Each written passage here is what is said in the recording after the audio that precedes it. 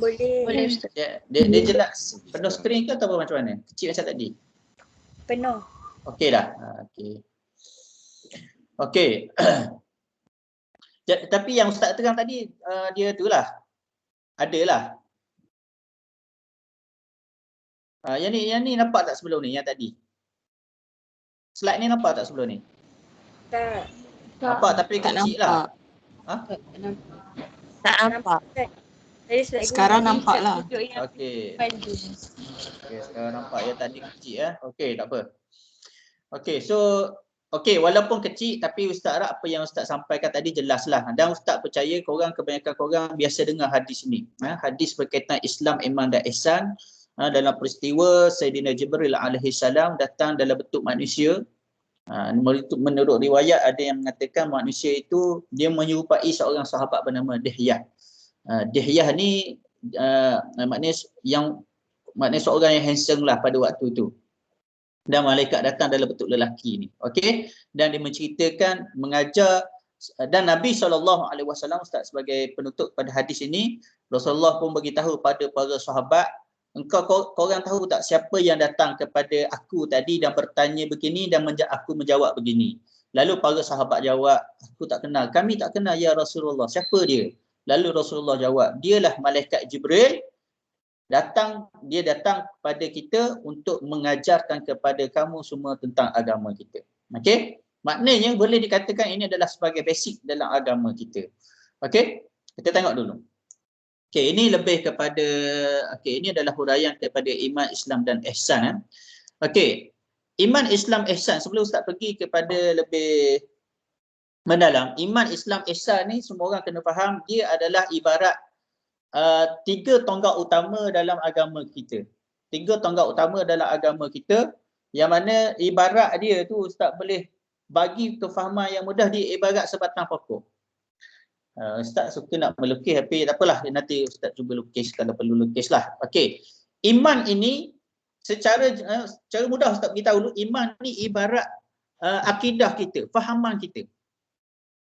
Iman ni benda yang kita tak nampak. Okey, iman ni ibarat benda yang kita tak nampak, yang mana kalau sebatang pokok, benda yang kita tak nampak ni apa dia? Apa dalam pokok tu apa yang kita tak nampak? Tapi dia ada. Apa dia? Apa dia? Akar, ya, akar pokok. Akar pokok dia ada tapi dia hebat. Dia ada tak nampak tapi dia hebat. Sangat besar. Itulah iman. Nanti Ustaz uraikan dengan lebih mendalam lagi. Kemudian Islam itu dalam ibarat iman. Kemudian Islam tu amal ibadat kita. Amal ibadah kita. Yang iman tadi kita tak nampak tapi kita tahu dia adalah seorang Islam. Macam mana kita tahu dia seorang Islam? Nak membuktikan dia ada iman melalui amal ibadah yang dia buat. Dia puasa, dia solat, yang perempuan dia bertudung. Sekurang-kurangnya lah. Dia menunaikan zakat, dia melaksanakan ibadah umrah dan haji. Dia mengaji Al-Quran. Okey, itu ibarat kalau sebatang pokok, itulah batang pokok dia. Batang pokok dengan daunnya, dengan dahannya kan. Okey, itu Islam. Kemudian yang mudahnya ihsan, yang ketiga ihsan ini ibarat ihsan ni ibarat akhlak kita yang mencantikkan peribadi seseorang itu, yang nampak dia bila yang tadi dia dah beramal agama tapi lagi cantik akhlak dia, dibawa dengan akhlak-akhlak yang baik, itulah kita panggil ihsan. Kalau pokok tadi dia adalah ibarat buah, dia adalah ibarat bunga. Sebab pokok-pokok ni, pokok semuanya paling basic, pokok mesti ada akar kan. Pokok mesti ada batang, sekurang-kurangnya ada batang, ada daun, tapi bunga dengan buah tak semestinya semua pokok ada. Jadi ihsan ni seolah-olah dia mencantikkan, dia mengkomplitkan seseorang manusia itu. Okey. So kita tengok balik pada definisi istilah, macam mana ibarat pokok tadi, kita boleh berdasarkan kepada istilah ni. Okey. Iman ini berasal daripada kata al-amnu. Al-amnu, bukan amnu, amnu. Iaitu Ustaz pula tak nampak ni. Ya Allah, apa ni?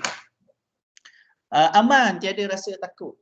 Tiada rasa takut. Itu dia kata dari segi bahasa. Kemudian dari segi istilah, mempercayai kewujudan Allah, mempercayai dengan apa yang disampaikan oleh Allah Subhanahu Wa Taala dan Rasulnya. Dan mempercayai itu dengan kita mengucapkan lidah. Asyhadu an la ilaha illallah. Kita ucap. Dan kita percaya pula dalam hati asyhadu an la ilaha illallah wa anna Muhammadar Rasulullah itu, selain pada kita lafaz syahadah, maka kita membenarkan benda tu dalam hati kita, kata ya, yes. Dan tanpa rasa syak dan tanpa rasa ragu. Ada rasa syak, ada rasa ragu, iman kita cacat. Iman kita tak sempurna. Yang rasa syak, rasa ragu ni lah yang biasanya orang mudah terpengaruh dengan da'iyah yang sesat. Okey. Ini yang kita, mungkin yang terbaru-baru ni kan, kita pernah tengok. Korang rasa, Ustaz rasa semua orang tahu yang pasal sajak ni kan? Sajak, kau kenal sajak kan? Semua orang kenal. Dialah yang buat pergi umrah, dialah yang kes yang terbaru ni. Allah, Masya Allah, Tabarakallah. Dia kata nak keluar Islam. Maknanya ada something dengan iman dia. Okey, ada something dengan iman dia. Kalaulah Ustaz tak adalah nak, kita cakap pasal sajak sikit. Ustaz tak adalah nak selidik sampai dalam betul-betul sajak ni lelaki ke, betul-betul lelaki ataupun dia khunsa. Ada yang kata, yang kebanyakan kita sekarang ni faham, dia adalah sebenarnya lelaki. Yang kononnya seorang wanita terperangkap dalam tubuh lelaki. Lalu dia nak expose dia punya lelaki jadi macam, nak expose dia tu kononnya dia perempuan, dia jadi macam tu. Dan kita tak tahu betul ke dia khunsa. Khunsa ni maksud ada dua jantina kan? Tak mustahil berlaku. Tapi wallahualam, Ustaz tak adalah sampai tahap selidik macam tu. Tapi kita nak sebut poin Ustaz tu, Ustaz nak sebut macam mana dia boleh nak keluar daripada Islam. Itu ada rasa, itulah yang Ustaz sebut tadi. Ada masalah pada kepercayaan dia. Ada masalah pada keyakinan dia. Maknanya, kita tengok tata cara kehidupan dia tu sudah menggambarkan iman dia. Sudah menggambarkan iman dia. Dengan pakaiannya, dengan penampilannya. Kan? Korang fikir sendirilah. Kalau betul lah dikata tu dia perempuan, kenapa tak pakai tudung? Masa sembahyang saja, masa umrah saja tak pakai tudung. Itu satu. Yang kedua, dia pula tak menafikan orang duk kata dia lelaki tak nafi pun. Cuma Ustaz dulu pernah lah dengar konon dia pergi pusat kesihatan untuk mendakwa, untuk membuktikan dia adalah seorang wanita. Okey, kita tak apalah, maknanya benda-benda tu banyak persoalan-persoalan yang kadang-kadang kita tak sempat nak follow. Siapalah dia kita nak follow sangat. Okey. Yang penting yang berkait dengan ini, yang tadi tu. Statement dia kata nak keluar Islam. So, itu sebagai tanda, tak salah kita kata tanda masalah pada kepercayaan iman dia. Okey, yang pertama. Yang kedua, Islam. Islam dari segi bahasa salimah. Salimah sama saja, lebih kurang. Dia bermaksud selamat, taat dan patuh. Dan konteks kita ni taat dan patuh, aman dan damai, serta terlepas atau jauh daripada kekurangan zahir dan batin. Dari segi istilah syarak, itu yang bahasa, istilah syarak, yang penting syarak ni tunduk, taat, patuh kepada perintah Allah seperti yang disampaikan oleh Nabi SAW. Allah Subhanahu Wa Taala mewajibkan kita solat dalam peristiwa Isra Mi'raj kan, kita baru berada dalam 27 Rejab ni kan. Allah perintahkan dalam keadaan Nabi SAW naik ke langit, dinaikkan ke langit. Bukannya turunnya Jibril beritahu hai Muhammad sembahyang, bukan. Dengan penuh istimewa Nabi SAW diisrakan dari Masjidil Haram ke Masjidil Aqsa, Palestin, dari Mekah ke Filastin pada hari ini, Filastin ataupun Baitul Maqdis. Isra. Kemudian dimi'rajkan, dinaikkan ke langit, dari langit pertama, langit kedua, langit ketiga sampailah langit ketujuh, dan kemudian dinaikkan lagi ke Sidratul Muntaha. Istimewanya solat, nak masuk Sidratul Muntaha itu sendiri Jibril yang membawa, yang mengiringi Rasulullah ini sendiri pun tidak dibenarkan masuk. Hanya Rasulullah sahaja dengan Allah Subhanahu Wa Taala. Lalu Allah perintahkan solat 50 waktu sehari semalam pada ketika mula-mula dia bagi. Kemudian berlakulah pengurangan diskaun ulang-alik Nabi SAW dari langit, tak lupa langit keempat ke langit ke-7 yang Nabi Musa AS dijumpa Rasul. Ni peristiwa Isra Mi'raj, boleh tengok balik lah. Dia jumpa dengan Nabi Musa kata 50 berat, dia kata masih banyak. Kau minta diskaun dengan Allah. Lalu minta sampai last kali 5 waktu. Maknanya perintah datangnya wajib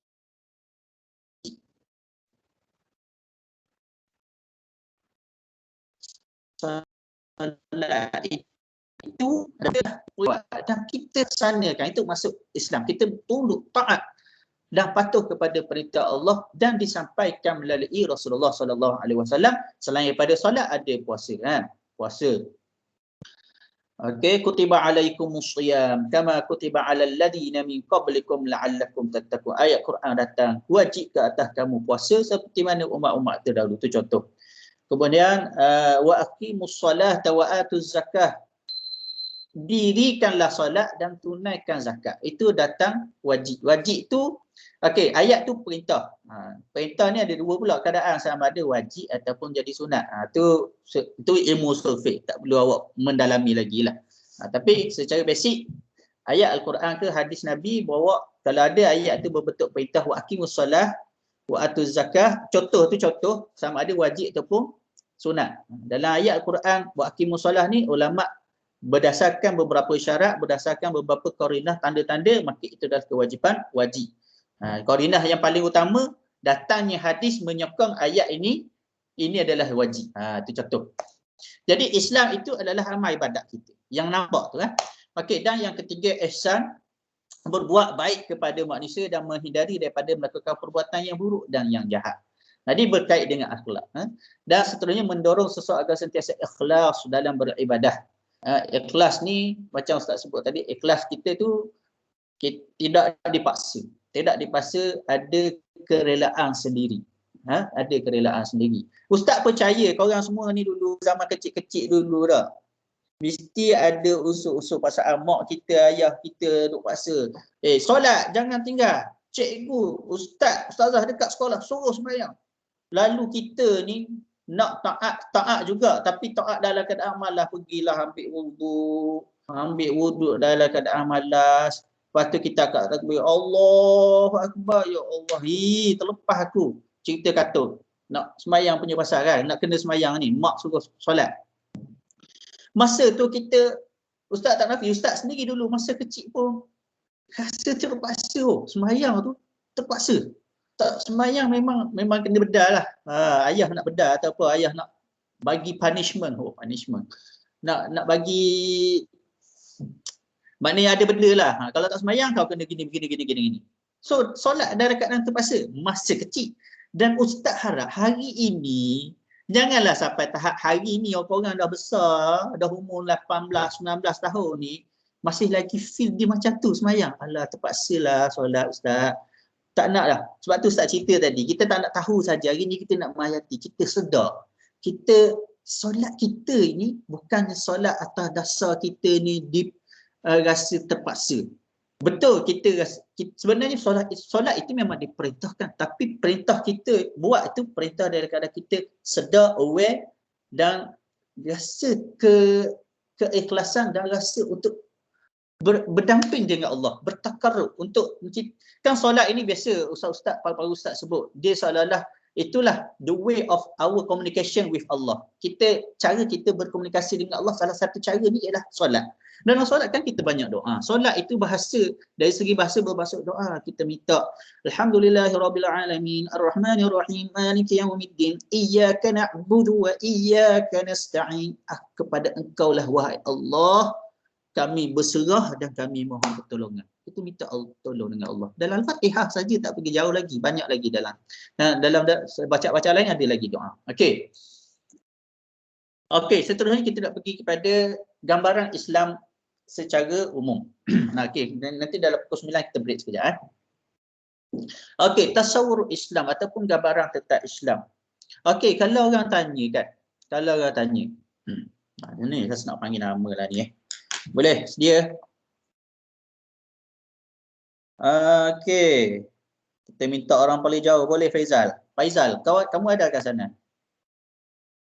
Ada Faizal? Ada Ustaz, ada. Ada. Faizal, tak apa, kamu nak cakap dalam bahasa Sabah, tak apa, nak cakap dalam bahasa Johor pun okey, tak ada apa, tak ada masalah. Okey Faizal, Ustaz nak tanya sikit je. Di Sabah kan? Di Sabah, mungkin kawan-kawan kita yang di Semenanjung ni kurang arif sangat orang-orang Sabah di sana. Tapi orang Sabah di sana, diorang ni hidup berasimilasi dengan Muslim dan non-Muslim. Mereka boleh memang rapatlah ustaz dah pernah mengajar di sana. Ustaz nampak hubungan yang sangat rapat antara Muslim dengan Muslim ada di sana. Okey. Tapi dalam rapat itu mereka masing-masing menjaga sensitiviti. Dia tak sentuh sangat sensitiviti agama. Tapi ustaz rasa tak mustahil satu masa nanti ada kawan-kawan kita yang tanya. Dah keluar dah bahasa Sabah. Okey. Dan mungkin kamu sendiri Faizal mungkin pernah ditanya kan? Bagaimana kalau orang tanya, yang non-Muslim tanya, apa itu Islam? Apa kita nak bagi tahu tentang Islam tu? Yang kamu sebagai Muslim, bagaimana kamu nak bagi tahu kepada orang lain apa itu Islam? Faizal, dalam bahasa ringkas yang mudah je. Ada pengalaman ke tak? Boleh Faizal?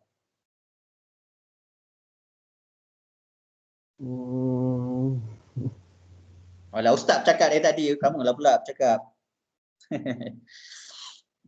Boleh Faizal?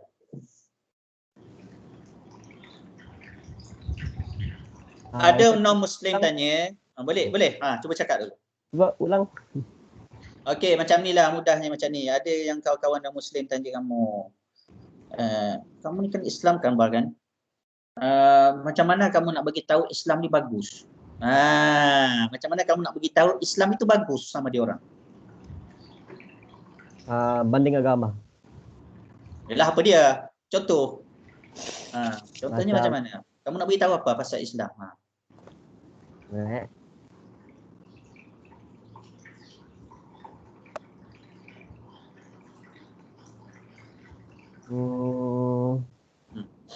Tak ada idea Ustaz.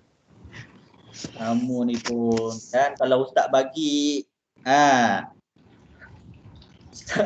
okey, takkan selama kita hidup ni wahai Faizal dan kawan-kawan yang lain, nanti yang lain ada, nanti yang perempuan tak minta juga. Kita nak bagi tahu orang kamu Islam, kamu dah hidup sebagai seorang Muslim. Faizal, kamu punya family memang dari dulu kamu Bugis kan? Bugis memang macam Melayu lah. Lahir saja masyarakat dia memang Islam. Dia bukan macam kadazan dusun di sana. Kalau kadazan dusun, silap dia bilang, ustaz tanya dia orang, ustaz punya student di Sabah, kamu Muslim kan? Ya, kamu Muslim. Bila minta baca Quran dia tak boleh.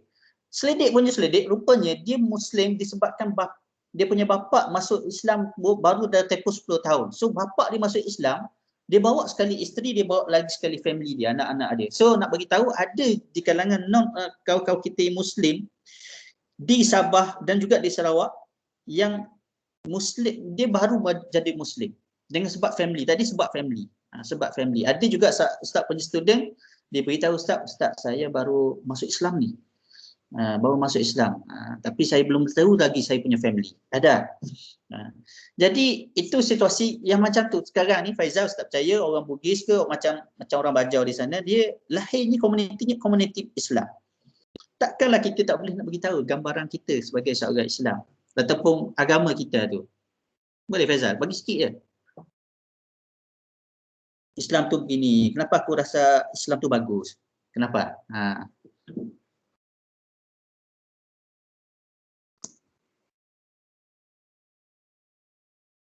Faizal? Mau hutang dulu ke? Ustaz nak tanya orang lain ni? Bolehlah Ustaz, hutang-hutang. Hutang jaga Ustaz tuntut nanti. Okey, yang perempuan standby. Siapa ni? Kita yang tadi paling jauh ni Ustaz nak cari orang paling dekat. Elisa Carmila. Ada Elisa. Elisa, ada Elisa? Ya, saya. Dekat tu maksud Ustaz yang Kamsis tadi ada seorang duduk Kamsis kan. Kamsis kira dekat juga tapi ni dekat dari segi rumah dia. Orang Seri Pantai saja ni. Terengganu pula tu. Elisa mana Elisa? Okey Elisa, soalan yang sama. Apa yang awak nak beritahu? Apa soalan Ustaz?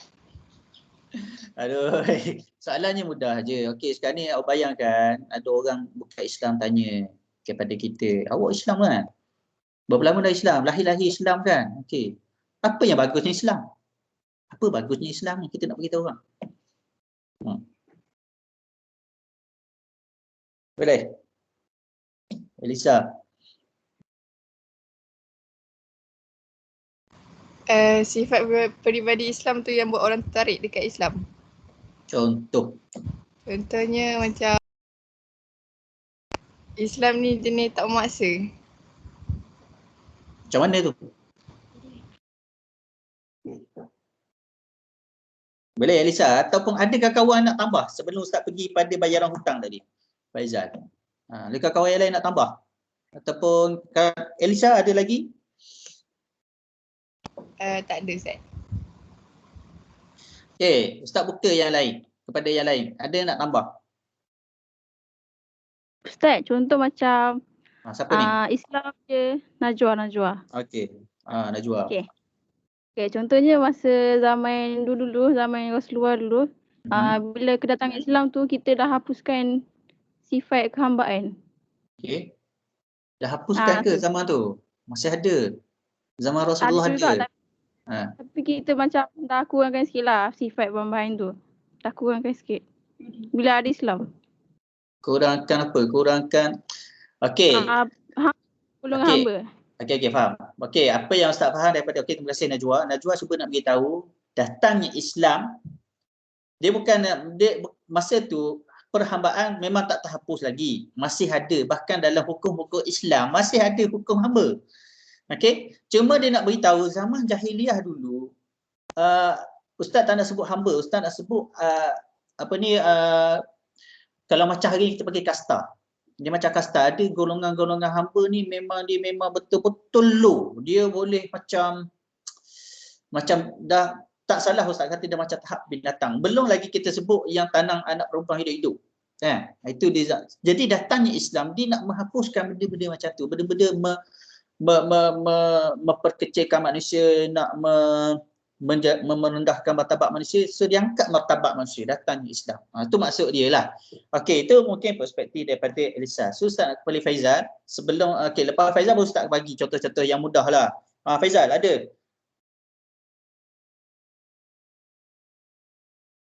Ya, ada Ustaz. Apa dia? Dia tiada semua taraf sama. Ustaz. Okey, terima kasihlah Faizal. Okey. Terima kasih Faizal, Elisa dan Najwa tadi. Terima kasih yang telah bagi buah fikiran. Okey. Sebenarnya korang ni mungkin sebab korang ni masih belajar. Jadi masih fikiran masih tidak matang sepenuhnya. Pengalaman pun kurang. Ustaz nak sebutnya kita sebagai seorang Islam, kita dah hidup sebagai seorang Islam ni dan kita dah yakin dengan Islam. Takkan tak ada sesuatu yang Islam yang kita rasa bagus tu kita nak bagi tahu pada orang lain. Inilah sebabnya aku konsisten dengan Islam, aku sayang dengan Islam aku. Contoh mudah je, yang perempuan pakai tudung wajib tu kenapa? Kenapa wajib pakai tudung? Dah ramai contoh-contoh ilmuwan ni bagi perbandingan orang yang bertudung ibaratnya nak beritahu Islam menjaga hak wanita, menjaga maruah seorang wanita. Itu contoh Islam. Kita tengok agama lain mana ada sangat bertudung. Mungkin Kristian yang bertudung tu yang biarawati yang berada di church. Tapi Islam tidak terhad pada ustazah. Bahkan perempuan yang dah cukup umur yang mukallaf wajib bertudung. Kenapa bertudung? Ini nak menunjukkan Islam ini dia jaga maruah seorang wanita. Ibaratnya kalau yang biasa orang bagi tahu kan, okey, kalau gula-gula tu kalau kamu tak balut dia, apa yang jadi? Semut gerumung kan? Semut datang kan? Jadi Islam dia nak jaga sampai tahap tu contoh wanita. Kemudian Islam nak beritahu satu lagi, kita ada kitab, istimewanya agama kita ni, kita ada kitab Al-Quran yang jadi panduan. Dan Al-Quran ni berbeza dengan agama-agama lain. Al-Quran yang kami baca inilah yang Rasulullah baca.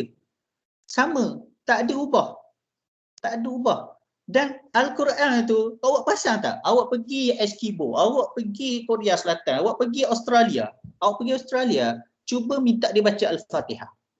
Semua akan baca dengan lafaz yang sama. Berbeza dengan Injil, berbeza dengan Bible, berbeza dengan Taurat. Bible lah paling dekat, yang biasa kita dengar. Bible di Malaysia, mereka bukan bakal baca versi bahasa Inggeris, mereka akan baca versi bahasa Melayu. Pergi ke sebelah Argentina, sebelah Portugal, Bible dia, bahasa dia. Dia tak selaras. Tapi Al-Quran, kitab orang Islam, selaras. Semua orang tahu. Semua orang faham Al-Fatihah itulah bacaan, itulah Al-Quran. Itu contoh. Belum lagi kita cerita yang tadi yang tak ada paksaan. Ya, agama Islam tak ada paksaan. Agama Islam itu mudah mengikut konteks. Itu maksudnya. So kita nak beritahu inilah sebenarnya topik tasawuf Islam. Tasawuf ni kita nak menggambarkan Islam tu. Boleh Faizal, Najwa, Elisa dan yang kawan-kawan yang lain lah. So nak beritahu ni kita nak gambarkan apa yang kita amal pun selama ni. Solat 5 waktu. Kenapa aku suka Islam? Sebab ada solat 5 waktu. Apa maksud 5 waktu itu? Menyebabkan kamu rasa suka. Okey, kita buat banding dengan agama lain. Agama lain paling biasa kita akan biasa nampak, okey, bila dia bersemayam. Bila dia sembahyang, mungkin yang Chinese, yang Buddha, dia kalau kita pergi kedai-kedai kan, dia mesti ada surau merah dia kat depan kedai tu. Dia pun bukalah pukul 9 pagi, dia pun bersemayang lah, dia minta apa semua tu kan. Pegang lidi apa semua kan. Kemudian kalau yang Kristian, mungkin setiap hari Ahad dia ada ritual dia. Kalau di Sabah, hari Sabtu dan hari Ahad. Ikut jenis mazhab dia orang lah. Tapi kita orang Islam, setiap hari ada 5 waktu. Simbolik kita mendampingkan diri kita kepada Allah Subhanahu Wa Taala. Maknanya agama Islam sampai saat kita jaga tahap macam tu. Maknanya kita nak jaga banyak benda lah. Apa yang Islam buat tu, menjaga diri kita. Islam perintah macam ni, menjaga diri kita balik. Masuk makanan halal, masuk pemakanan yang sihat, halal yang tayyibah. Bukan sahaja halal, bahkan tayyibah. Nabi ajar dah apa makanan-makanan sunnah yang baik. Kan? Benda-benda tu yang Islam ajar. Okey. Itu Islam. Kita nak gambarkan Islam macam-macam lah. Sebab tu Ustaz minta apa yang perspektif yang awak faham tadi. Okey. So kita masuk kepada slide yang panjang kita kan. Masuk pada slide gambaran betul Islam yang hakiki. Tasawuf Islam ni kita nak gambar apakah Islam yang hakiki.